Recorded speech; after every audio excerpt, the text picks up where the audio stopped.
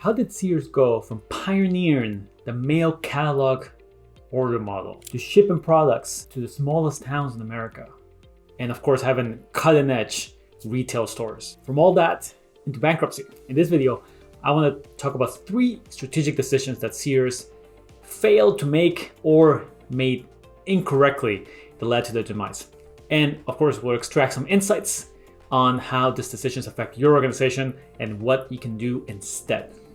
So let's jump right in and get into it. The story of Sears has been well told, but I really want to hone in on 3 decisions that I think really highlighted the problems that Sears would eventually face all the way to bankruptcy. Number 1 is they expanded into non-core areas in the 80s. This is when they actually partner with IBM and released Prodigy, the internet service provider that Sears was trying to get off the ground.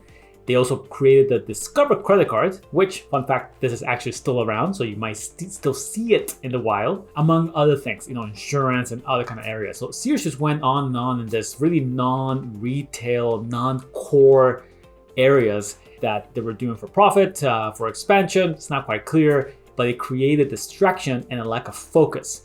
And by the 90s, 10 years later, they started to divest many of this non-core expansion areas.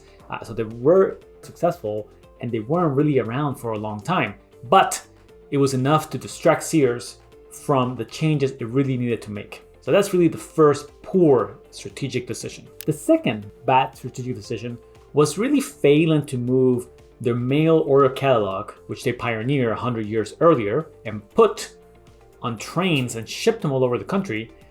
They didn't move that into the online version, which is really what Amazon is. If you look at the Amazon.com website today and you scroll down from top to bottom in the homepage or really anywhere, it really is like a mail order catalog. You can search things, you can look at product descriptions, product items, reviews, that kind of stuff. It's a much better version of a mail catalog, but Sears should have done that, right? They had a lot of the key strengths and ingredients to actually make this happen. They had a fantastic distribution knowledge. If you think about Amazon today, they excel at logistics and distribution and being able to get packages to the farthest places, the smallest towns in the world. That's what Sears was doing for a long time. They had retail stores, which provided a footprint, an ability to get things to consumers rapidly. They had partnerships with great brands like refrigerators and dishwashers and laundry machines and so on. They had, of course, the retail knowledge about how to sell products. So they had all these things they could do to actually achieve this online e-commerce transition, and they just didn't. And of course, Amazon in 1994 was founded, and eventually it took over, as the dominant retailer. Not right away though. Sears still had plenty of time to catch up, but it didn't. It is likely their systems really hindered them from adopting e-commerce, but at the end of the day, they just failed to make the correct strategic decision when it came to e-commerce and taking their strengths and putting it online. And the third poor strategic decision, if we keep moving forward, beyond the 90s into the 2000s and even 2010s, is they really failed to adapt their retail stores into a model that makes sense for the present. The Sears stores were known to be huge, full of everything. They had cheap mattresses and $6,000 mattresses, which is a huge, discrepancy. So it's not quite clear who they were catering to in this retail model. If you look at another retailer today, like Best Buy, which here in Canada, they sell the electronics like laptops and phones and things like that. They still have some of those big stores, big box stores that you're used to, but they've done a lot of their expansion with small stores that only really focus on mobile phones, relevant accessories, and things like that, actually. So really small things. And we've seen this with retailers, this focus, smaller footprint, and of course, using the digital element to leverage that small footprint to allow people to pick up items that may not be available in stock in the store. So Sears failed to do all these adaptations. And of course, the pandemic came, malls were hit hard, and Sears lost yet another source of traffic that was declining before even the pandemic. So the retail model never really adapted. Beyond the e-commerce, beyond the other mistakes, they never really made changes that made sense for what a modern day retailer should look like. So what are the lessons for your organization, right? So we know that the 3 strategic decisions Sears failed to make or made incorrectly. Let's now put it in your world, in your language. Number one, what is your core value, right? Over and over again, you see me talk about in these videos, what business are you in? The question Drucker used to ask. What's the identity of your business? What are you trying to offer? Who are your customers, right? Focus, focus, focus. We can see Sears lost that focus when they divested or they invested in different areas like the credit card and the internet service provider.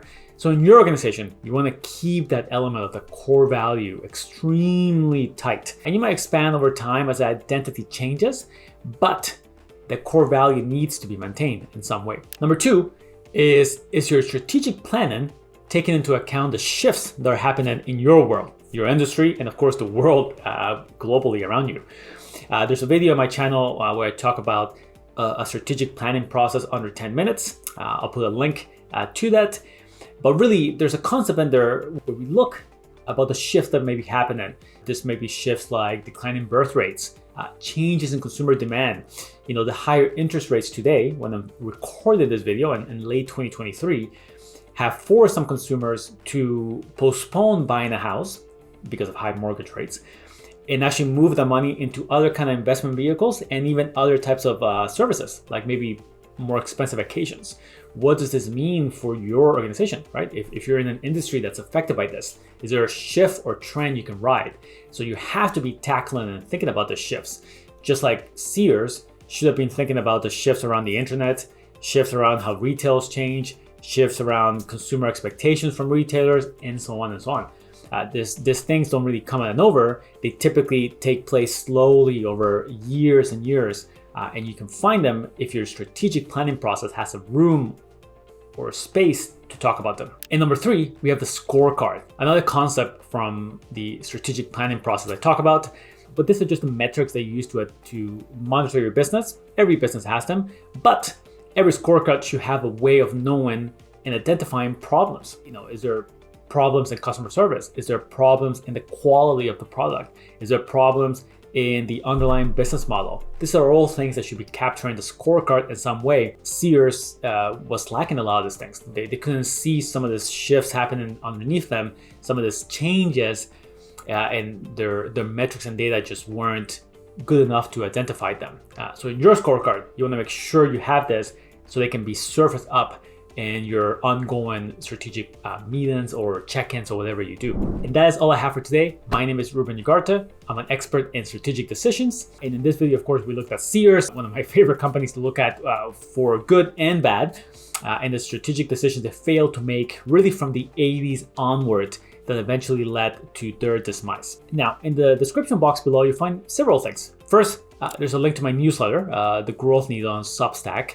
Many of these ideas I typically cover in a written format. For example, I actually wrote about Sears many months ago. And they went out every Tuesday at 5 a.m. Pacific time. So if you want to get the ideas in a written format directly to your inbox, check that out. Second, there's my website. You can find other resources you might find helpful there when it comes to strategy and strategic decisions in particular. And finally, my question for you is, what are the lessons that you're taking from this video and from Sears to your organization? Think about it, run it with your team, and let me know in the comment section below. I'd love to hear that. Until next time, talk soon.